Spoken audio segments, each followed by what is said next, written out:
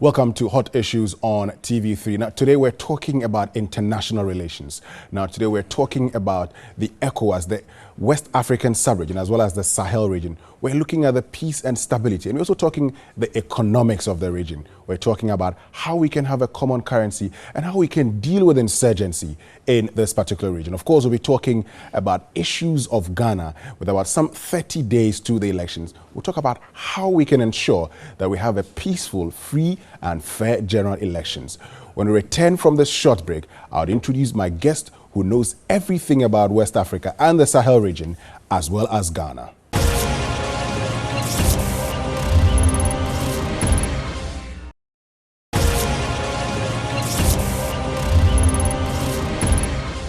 Welcome back from that short break, and thanks for staying with us. I am Winston Amwa, and my guest for this afternoon is one man who was Member of Parliament for Bimbilla. He was also Deputy Education Minister and then became the Executive Secretary for the Economic Community of West African State, ECOWAS, and then becoming its first president of the ECOWAS Commission from 2006 to 2009. He later on became the Secretary General for the African, Caribbean and Pacific Group of States, and then now is currently the Special Representative of the UN Secretary General for West Africa and the Sahel region. I guess you know him by now, Dr. Mohammed Ibn Chambas. Good afternoon and welcome. Good afternoon. Thank you. And welcome home. It's a pleasure to be back always. How does it feel coming back after, say, a long while I've been away? Well, I tried to not stay away too long. So actually I was here in early September. Oh, okay. So every opportunity to be back home, especially these moments when we are preparing towards the election, is a good opportunity to come and just remind everybody about what they need to do to keep things on track.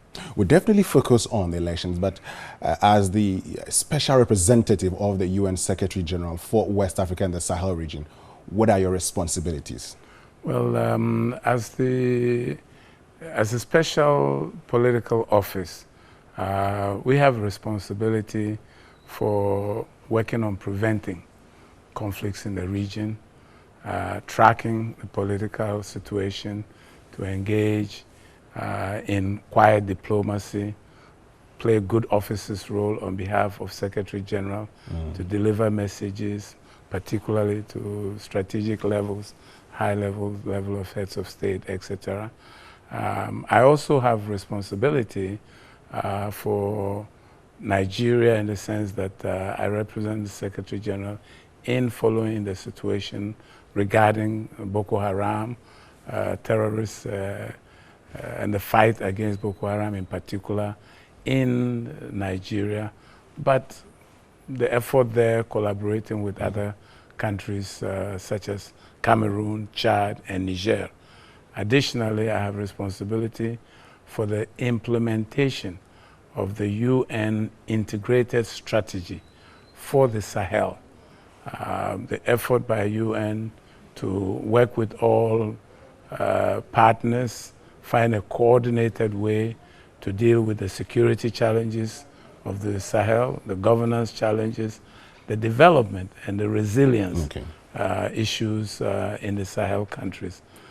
So how well have you been able to deal with the security challenges within the Sahel countries? Well, there are two aspects to security in the Sahel now. You have specifically the situation in the north of Mali, where, as you know, there has been a rebellion there which led to instability in the north of Mali, and consequently the deployment of a UN mission in Mali, which has been there for some time now, and involves a concerted effort by the UN to help Mali to exert control and sovereignty over all of its territory, at the same time that it works to strengthen its own security capabilities to be able to cope with the challenges that come from the activities of terrorists in the Sahel.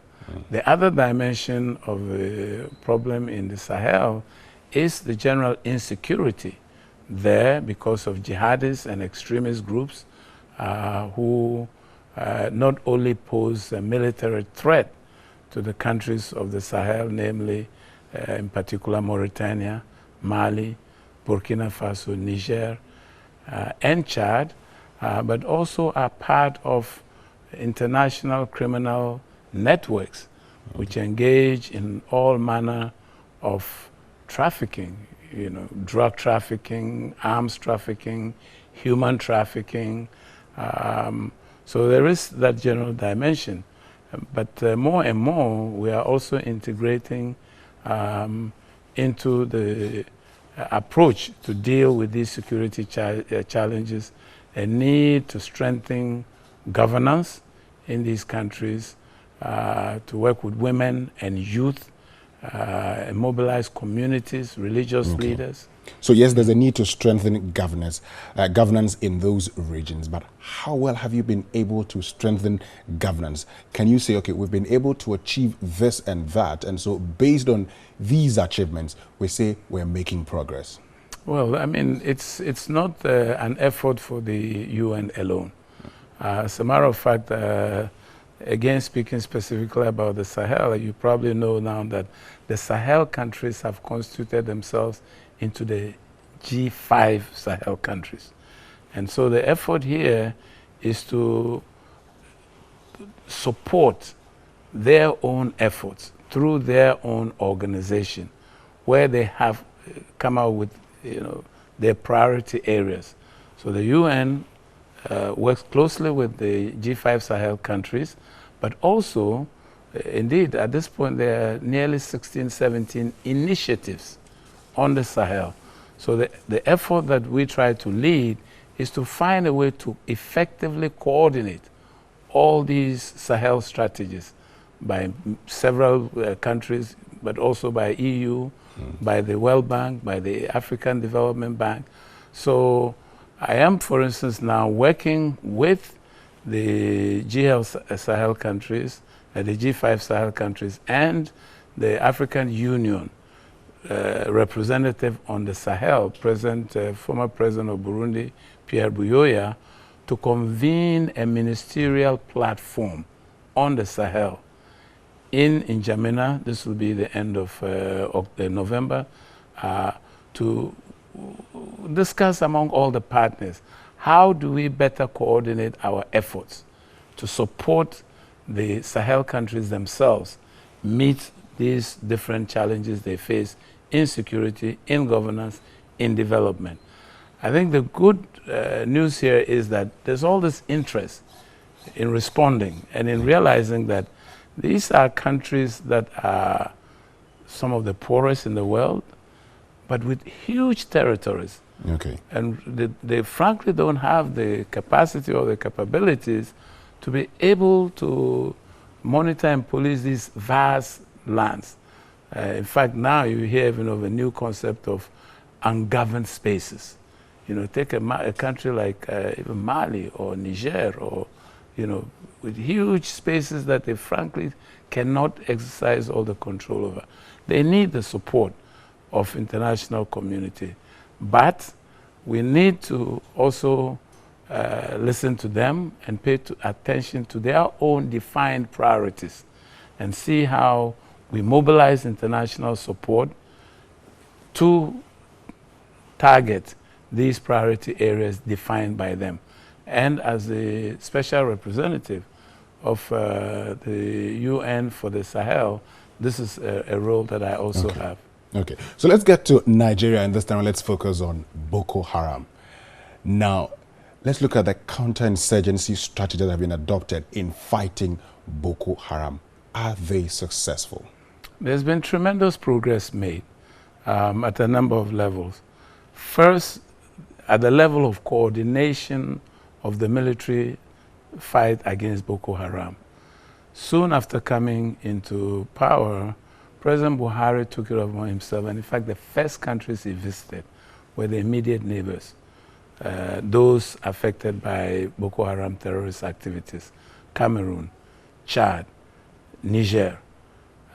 And then we saw some progress in the establishment of the multinational joint task force, which was a vehicle for bringing together, pooling together their military resources. The UN worked very closely with them, the African Union also, and there's been support coming from the EU, from the UK, France and US, to stand up this military cooperation force. Today it's operational. I have visited N'Djamena 2 times, visited the force headquarters, discussed with the force commander the operational strategies, the concept of this force, and indeed joint operations are going on in the areas that Boko Haram used to operate. And a clear sign of the success of this military aspect of the fight against Boko Haram is the fact that Boko Haram no longer has the ease of operation which it used to demonstrate not too long ago. And if we take the state of Borno, for insight, as an example, you will find out that in Borno, Boko Haram used to control 23 of the 27 local government areas.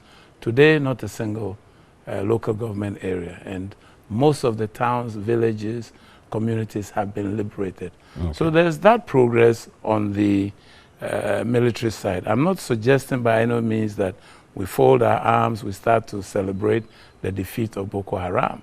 It still demonstrates a capacity of high nuisance, of high violence, of killings. So that's on the success level. Yes. What about the challenges? The challenges that are there immediately is a humanitarian catastrophe that Boko Haram has left in its trail. As we have gone around as the UN and indeed other partners and international and local NGOs have had more access to areas that were controlled by Boko Haram, we have seen that it engaged in a scorched earth policy. Whatever it could not take away, it just burned down and destroyed. So several villages have been destroyed. The consequence is that many civilians have been displaced. We're talking of estimates that range between 2.5 to 4 million civilians displaced, cannot go back to their communities, are living in IDP camps or communities that harbor them in urban centers like Maiduguri and other places. So there's this huge humanitarian challenge, and that's what the UN has been engaged in a plea to raise the resources necessary to provide the immediate needs of these internally displaced persons. Of course, there's also the case of hostages who are still being held by Boko Haram. We know the famous case of 200 plus Chibok girls, but that's just one school that was taken. You're talking possibly of thousands of girls, women who are still being held hostages. And we're pleased that 83 were released recently, but that problem is still there. And how are we dealing with that problem? Yeah, that problem is being dealt with working with several organizations who have a capacity to be able to reach out and try to help find out where these girls are.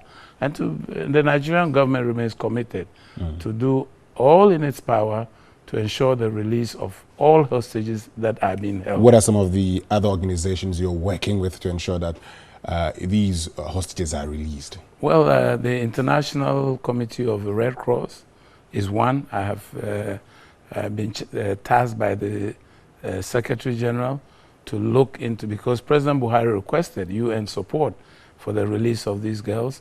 So I have been contacting a number of organizations and a number of countries, but including the International Committee of the Red Cross. We want to acknowledge the role that they have played in the release of the first batch of the hostages, and we hope that more hostages will be released. Now, the other dimension of the crisis is to begin to look at the root causes of crises such as what we have witnessed in the northeast of Nigeria, but certainly in the extreme north of Cameroon and in Diffa province of Niger, where the fact is that you find that communities have frankly been neglected and marginalized and excluded from the development that has otherwise been seen in all of these countries. So from a UN perspective, we need to engage the governments of these to come out with strategies for tackling extreme poverty, providing educational opportunities, health opportunities, looking at ways in which economic livelihood activities, agriculture, animal husbandry, these are not poor areas in terms of natural resources. But the people there, you can see that there are very high levels of extreme poverty, and this needs to be tackled. So that's more or less a medium to long-term perspective to the Boko Haram crisis. So from UN perspective, immediately, let's deal with the humanitarian crisis, the humanitarian catastrophe that we see there. But beyond that, let's also look at the developmental or redevelopment of these communities and see how we can create opportunities there for these communities to come back to life, to thrive, and to create job opportunities, especially for the young people. Otherwise, these are you create a fertile ground for terrorists and extremist groups like Boko Haram. Okay, well, clearly that's a good counterinsurgency strategy. But finally, on the terrorist groups and the extremist group, some of these groups pledge allegiance to Al Qaeda and Islamic State. Why has Africa become the new frontier for some of these groups to recruit people to join them? Well, I mean, it's a global phenomenon, and I think our proximity to where these extremist and terrorist groups are is one clear example. And of course, we shouldn't forget also that Libya is an African country, and we've seen that after the overthrow of Gaddafi, more or less, Hell's Gates just opened, and with the weapons that were brought into the Sahel, the Sahara, and many of these groups just saw this as fertile territory. It's a global phenomenon, and that's why there has to be an international response to international terrorism. And I think within the Sahel and West Africa as a whole, we work with different organizations to enable them design and implement their own strategies to deal with the rise of extremism. The Secretary General himself takes this issue very seriously, and that's why he has come up with his program on combating and preventing extremism. And we work within the context of the Secretary General's initiative on prevention of extremism. But for many of us would ask, so what's the success of these programs? Yes, there's one thing saying we are working hard to ensure we're able to combat them, and it's another thing being able to succeed in doing so. Well, are we succeeding? Can we say we're doing well, we're able to fight these extremists? And so all things being equal, you wouldn't have lots of African young boys, joining these extremist groups. Yeah, but I think on the whole, one can say that the situation is certainly not deteriorating. It's not getting worse. In fact, there has been a lot of effort. It takes all partners to play their roles. First and foremost, national governments, many of whom in West Africa have woken up to the threat that exists for radicalization and extremism, and obviously are taking national measures to combat it. But also support from partners who have some more experience in this area. The UN is playing its role, as I mentioned before, the G5 Sahel. So if each side, each partner can play their respective roles. Together, it is a problem that we can overcome.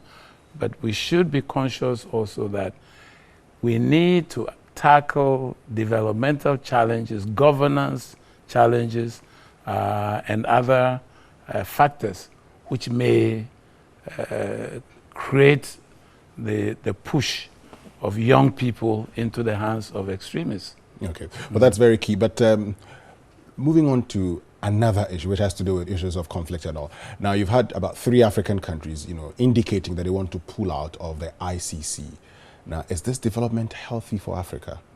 Well, I mean, from a UN point of view, as you know, I mean, the Rome Statute is one that the UN has strongly supported because of its role in fighting impunity. The UN has a very principled position against impunity, and we have seen some horrible, really terrible things happen on the African continent from leaders, unfortunately, who have just not demonstrated sufficient respect for human rights of their peoples. Having said that, what is also a fact is that there are a lot of grievances on the African continent against the ICC. And there has to be some way that this is mediated. Otherwise, if this trend continues and there's a perception that the court unduly targets Africans, or as some would say, seems to have been designed only for African leaders, then a real crisis situation could arise. So far, as you have said, 3 countries have pulled out. That's still a small minority. So I think there has to be recognition that there's a problem, and then seek to address it to dissuade many more countries from following suit. Now, so these countries argue, and many Africans have argued, that it's as though the courts are meant for Africans like you stated. Are the courts meant for Africans only? Well, as you know, I mean, many African countries advocated for it and signed onto the statute.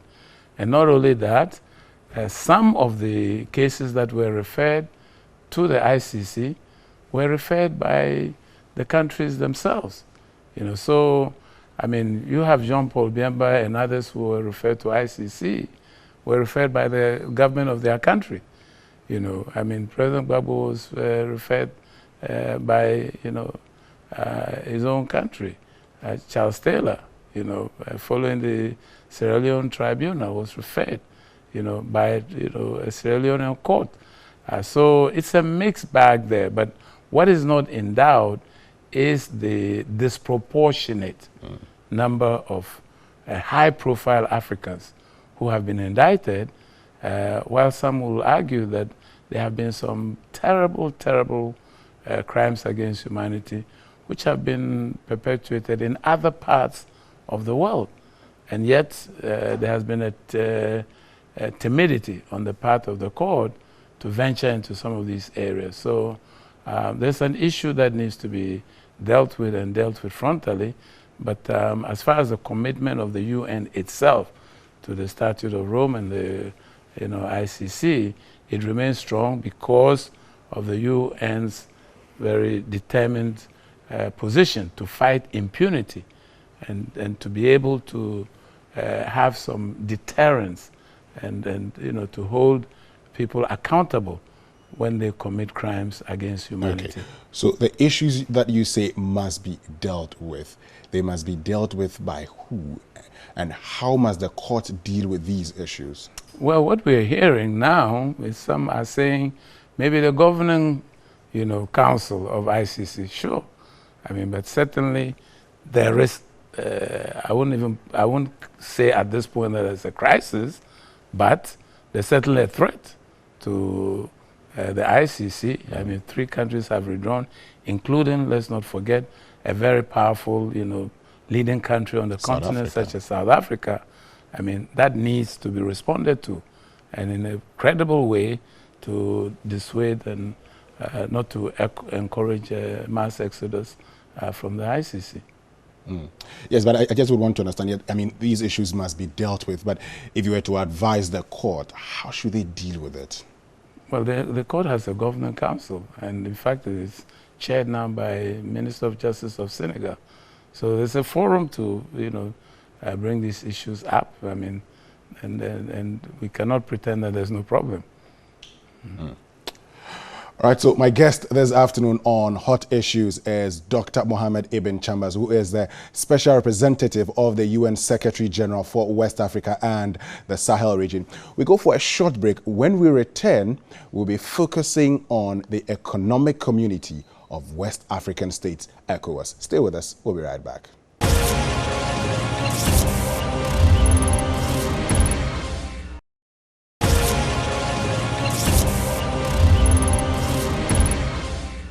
Welcome back from the short break, and thanks for staying with us. This is Hot Issues on TV3 with me, Winston Amwa, and this afternoon my guest is Dr. Mohammed Ibn Chambas, who is the Special Representative of the UN Secretary General for West Africa and the Sahel region. But I will be moving to issues of the economic community of West African states, Dr. Chambas. And for many of us, there's something that is kept coming up. It's as though the economic community of West African states, which was set up to deal with issues of economics, helping build, the economies of these countries, has become more of a meeting of political leaders.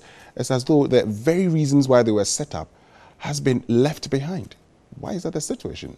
Well, it's the exigencies of the moment. I mean, if I take the period that I was there, you had several crises, political crisis, deep political crisis, in Liberia, in Sierra Leone, in Guinea-Bissau, later in Côte d'Ivoire, issues around very unstable elections, etc.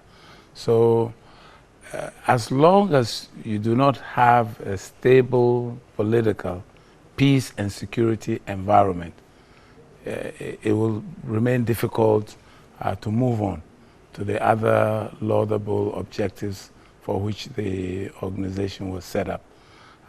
But all the work that has been done in the area of peace and security has not been in vain. West Africa remains, or at least is a leader in coming up with regional mechanisms for preventing conflicts and for managing conflicts when they have arisen. The protocol on maintenance, on the resolution, on prevention, resolution, maintenance of crisis of 1999, the additional protocol on democracy and good governance of 2001, they provide a framework, in fact, which was pioneering. It was based on this that even the African Union developed its own principles on governance and democracy. And subsequently, other regions have taken a leaf from it. And today, when I look at the political peace and security scene, apart from the challenges that we talked about in the Sahel, in Mali, against the fight against Boko Haram, by and large, West Africa is becoming more and more stable.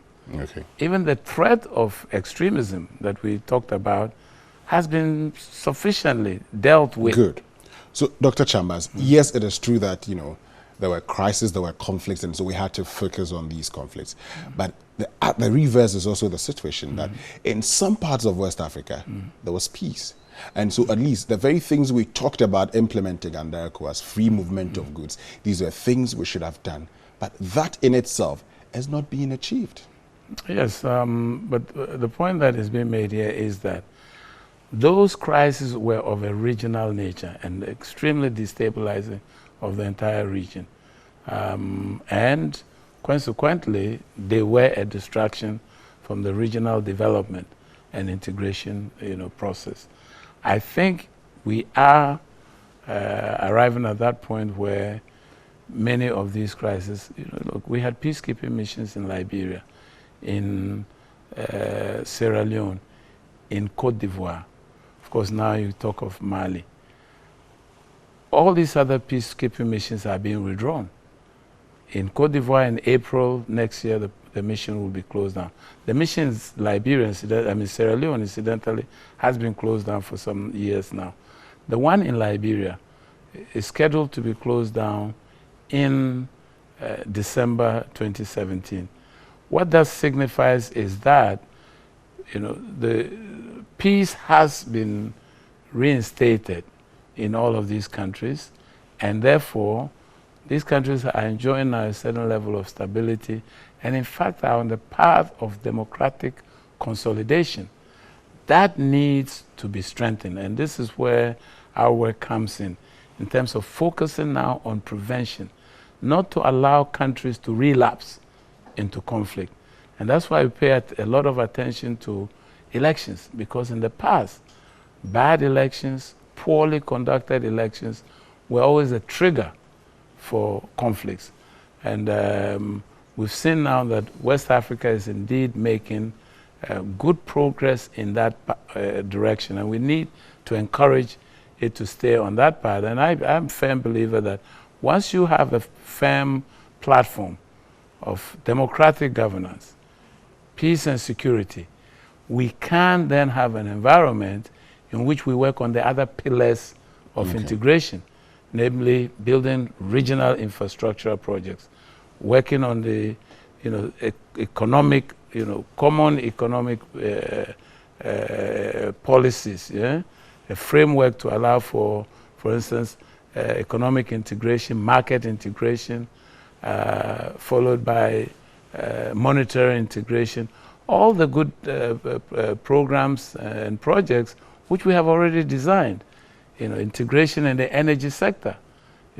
We have already created the policy framework in West Africa, to create a West Africa power pool and a West Africa energy market, common market. So all these frameworks, so many areas are there, but until we're able to consolidate the fragile peace, security, build a solid environment for democratic governance, we will keep getting distracted. But I think that this is one region where things are on track by and large, compared, in fact, to other regions of Africa. Finally, on issues of ECOWAS and the target of achieving, a single currency for the other bloc, is it still feasible? Frankly, that's not something that I work on a daily basis, and I'm not going to pronounce on what the deadlines are, whether they can be achieved or not. But let me say this.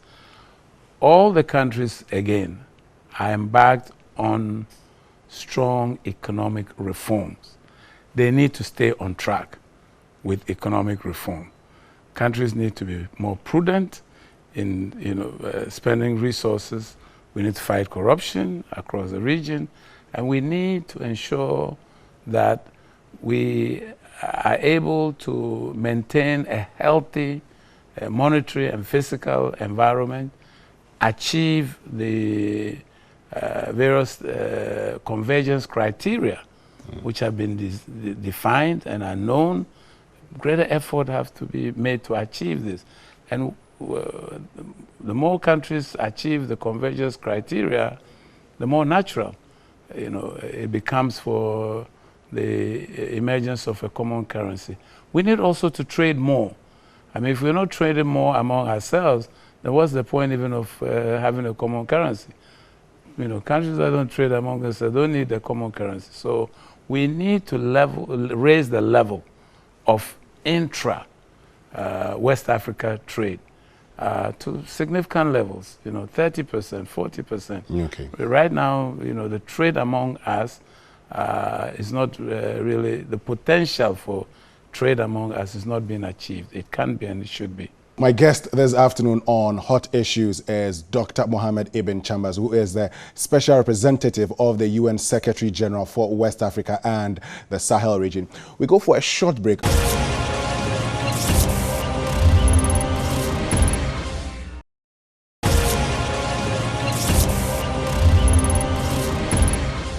Welcome back from the short break, and thanks for staying with us. This is Hot Issues on TV3 with me, Winston Amwa. So let's bring the conversation home now, and now we shift our attention to Ghana. Now, not long ago, you were, on a fact-finding mission with, in Ghana ahead of the December 7 general elections. What were your impressions after meeting with stakeholders? As a matter of fact, I came with the president of the ECOWAS Commission and the president and the commissioner, the African Union Commissioner for Political Affairs. And at the end of that particular mission, we were fairly satisfied with the progress that had been made, because a number of contentious issues which had been there when I came alone in July, had by August, when we were back, mid-August, had actually been resolved. What were some of these contentious issues? A major contentious issue was around the voters' register. But what we were pleased about, the manner in which it was resolved, was a resort to due process and rule of law. The courts were called to pronounce on it. They did, and their rulings were respected by the Electoral Commission. It complied, and that issue was resolved to the satisfaction, I believe, of all. Now, at that, in an earlier period also, there had been issues about maybe interference with social media. Again, there, the government, specifically the Minister of Interior, and I believe the President himself, pronounced very clearly on that there was no intention to interfere with social media. But the IGP still insists that if need be, he would block social media. I think on this issue, the President has been very categorical. The Minister of Justice has been very categorical. And, certainly from the UN point of view, we respect, what the assurances have been given there. We were quite pleased with that also. And but for you, do you think that when there's a need, because the IGP says, if need be, if we realize that social media poses a threat to the elections or to the peace we enjoy in this country, then you can set up all kinds of hypothetical scenarios. I mean, I don't think it's a useful game to engage in. The point is that this country is known and respected for its, respect of certain, rights and liberties, including, the respect of an open media, information communication environment. And I think that that's the kind of assurance that we have received, that it will remain on that track. Can we work out different scenarios and find out? I mean, I'm not sure that that's a very useful exercise to engage in. And that's why we were pleased with the assurances that were provided by not only the Minister of Interior, but indeed by Mr. President himself on that issue.